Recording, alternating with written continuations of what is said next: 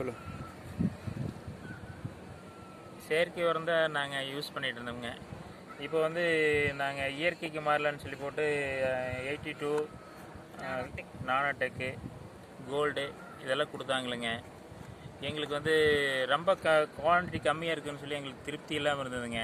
நாங்கள் வந்து பாதி காட்டுக்கு வந்து சரி செயற்கை உரமே கொடுக்கலான்னு சொல்லி போட்டு கொடுக்குறப்ப பார்த்திங்கன்னா அது நாங்கள் தண்ணியில் விட்றப்ப பார்த்திங்கன்னா அது எங்களுக்கு திருப்தியாக இருக்குதுங்க. இது பார்த்திங்கன்னா ரொம்ப இன்னமும் தண்ணி பச்சை தண்ணி ஓர மாதிரி தெரியுதுங்க.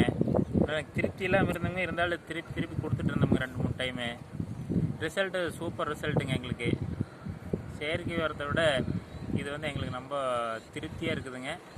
இப்போ வந்து டிஃப்ரெண்ட் சைடு பார்த்திங்கன்னா அது ரொம்ப ரொம்ப டிஃப்ரெண்ட்டாக இருக்குதுங்க. நல்லா காய் ஊறிக்குதுங்க. ரேட் வைஸில் பார்த்திங்கன்னா எங்களுக்கு இது அதை விட இது பார்த்திங்கன்னா எங்களுக்கு சீப்பாகவும் பெட்டராக இருக்குதுங்க. அதனால் இனிமேல் வந்து நம்ம செயற்கை உரம் வேண்டாம், இயற்கை உரத்துக்கே பண்ணிக்கலாம் அது அப்படின்னு சொல்லி இருக்கிறாங்க.